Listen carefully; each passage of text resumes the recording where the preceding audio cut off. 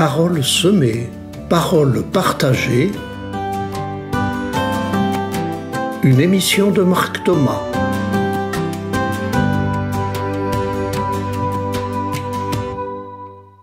J'intitule cette émission « Pour que Dieu sauve, à nous d'agir ».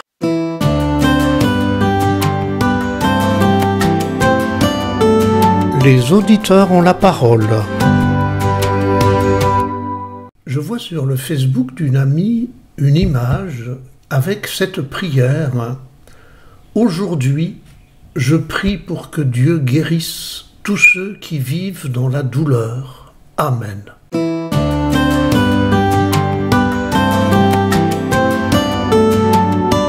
L'ébauche de Marc.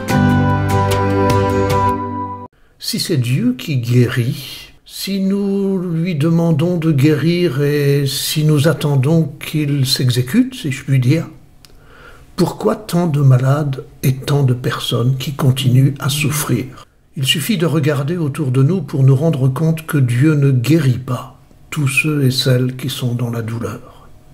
Alors, pourquoi guérirait-il certains et pas les autres? Aurait-il des préférés? Récompenserait-il les bons et pas les méchants? Toute la Bible et l'Évangile nous disent que Dieu aime sans condition, pardonne avant même qu'on ait reconnu nos fautes. Et même Jésus, mort sur la croix, descend aux enfers chercher ceux et celles qui auraient pu être condamnés. Alors pourquoi certains guérissent et d'autres non? Parce que Dieu n'a rien à voir avec la médecine. Il n'est pas un magicien. Il ne guérit pas d'un coup de baguette magique. Vous savez que même à Lourdes, les guérisons physiques sont très rares, très étudiées et ne sont jamais déclarées miracles, mais guérisons inexplicables dans l'état actuel des connaissances de la science. Il dépend ensuite de la foi de chacun de croire ou non à un miracle. Des gourous prétendent guérir. Des personnes parfois bien intentionnées nous font croire qu'il suffit d'implorer Dieu dans la prière pour obtenir la guérison. Combien ont cru être guéris dans la chaleur de l'imprécation et sont retombés dans leur misère ensuite.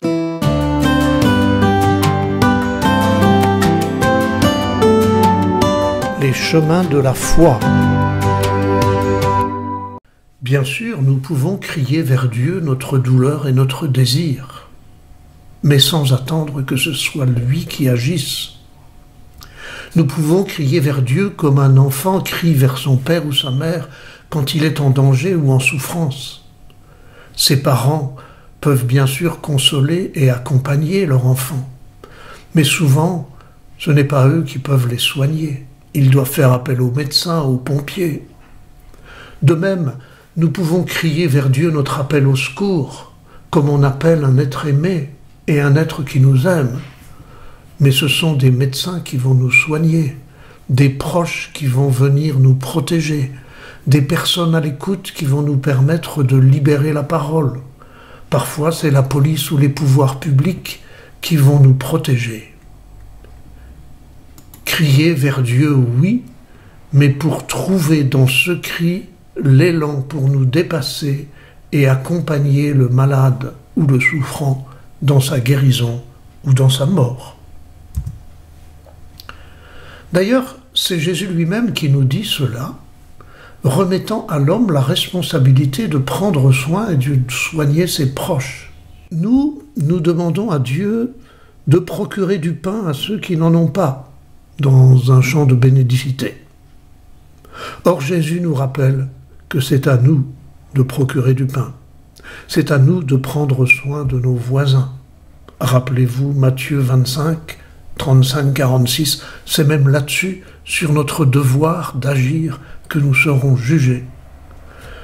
J'avais faim, vous m'avez donné à manger. J'avais soif, vous m'avez donné à boire. J'étais un étranger, vous m'avez accueilli. J'étais nu, vous m'avez habillé. J'étais malade, vous m'avez visité. J'étais en prison et vous êtes venus jusqu'à moi. Alors les justes lui répondront, « Mais Seigneur, quand est-ce que nous t'avons vu? Quand sommes-nous venus jusqu'à toi ?» Et le roi leur répondra, « Amen, je vous le dis, chaque fois que vous l'avez fait à l'un de ces plus petits de mes frères, c'est à moi que vous l'avez fait. Et un peu plus loin, chaque fois que vous ne l'avez pas fait à l'un de ces plus petits, c'est à moi que vous ne l'avez pas fait. Nous connaissons bien ce texte.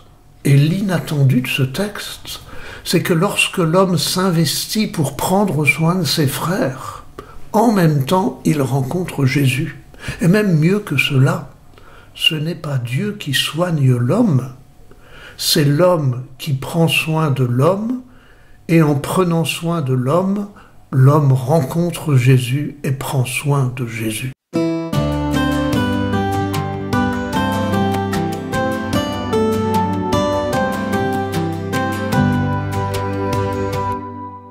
Le Dieu créateur de la Genèse ne donne pas à l'homme une création parfaite et achevée, et il ne se charge pas lui-même d'achever sa création.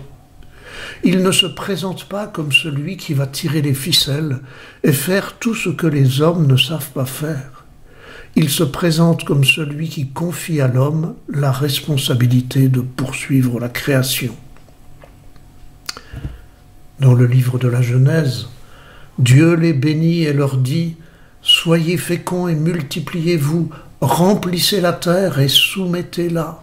Soyez les maîtres des poissons de la mer, des oiseaux du ciel et de tous les animaux qui vont et viennent sur la terre. » Un peu plus loin, le Seigneur Dieu prit l'homme et le conduisit dans le jardin d'Éden pour que l'homme le travaille et le garde. Et encore un peu plus loin, après la faute, alors le Seigneur Dieu le renvoya du jardin d'Éden pour qu'il travaille la terre d'où il avait été tiré. C'est l'homme et la femme qui sont chargés de poursuivre la création. C'est l'homme et la femme qui inventent les outils pour vivre, qui inventent aussi les moyens de se déplacer, de comprendre le monde. C'est l'homme et la femme qui vont travailler la nature, la faire produire. Ce sont les savants qui découvrent l'univers et son fonctionnement. Là où les païens croient que l'éclair et le tonnerre sont les expressions du dieu de l'orage, les hommes expliquent les origines météorologiques de l'orage, peuvent les prévoir et inventent le paratonnerre et toutes sortes de manières de se protéger. C'est le pouvoir d'agir de l'homme, c'est son devoir d'agir. Dieu nous aime et nous accompagne, certes, mais ce n'est pas Dieu qui guérit, c'est le médecin qui fait le diagnostic et qui soigne, c'est le patient qui guérit grâce à ses soins. Regardez les récits de guérison dans l'Évangile. Chaque fois, Jésus rend l'homme acteur de sa propre guérison. L'aveugle Bartimée, Jésus lui demande « Que veux-tu que je fasse pour toi ?» Le paralytique, « Lève-toi, prends ton brancard et rentre chez toi. » Lazare, Jésus dit à son entourage « Déliez-le et laissez-le aller. » Et tant d'autres exemples dans l'Évangile. Alors, au lieu de demander à Dieu de guérir les malades, demandons plutôt aux médecins d'amplifier ses compétences, au personnel soignant et à l'entourage familial d'apporter les soins nécessaires, mais aussi la chaleur et le réconfort. Et si nous sommes croyants, retournons vers ce Dieu qui n'est pas un magicien, mais une source à laquelle tous les acteurs de la société peuvent puiser l'énergie de vivre et de développer leur motivation, leur capacité, leur amour du prochain. À nous d'agir pour que Dieu sauve.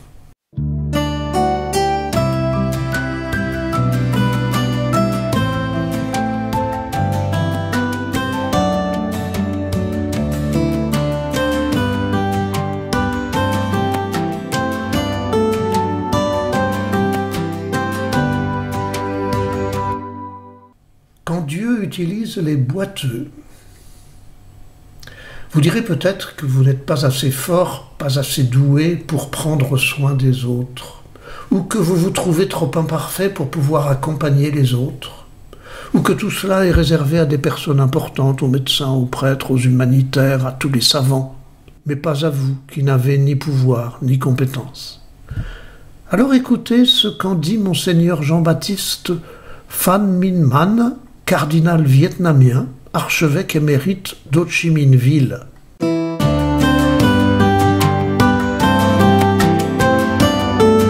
Expression artistique.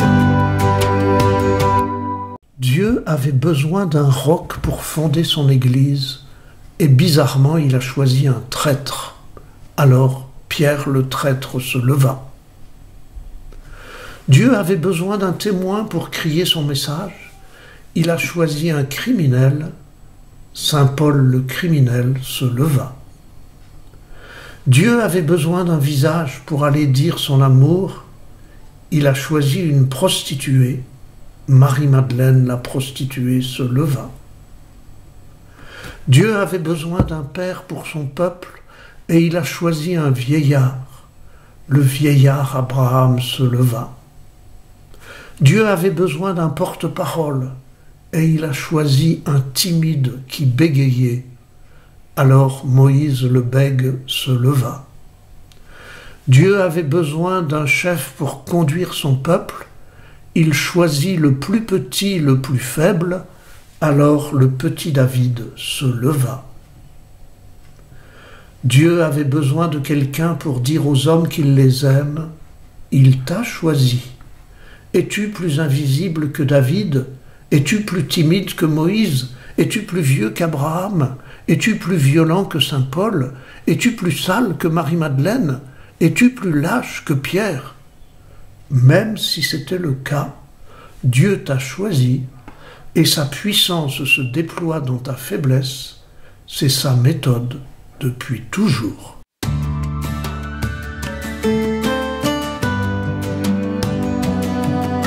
À nous d'agir pour que Dieu sauve.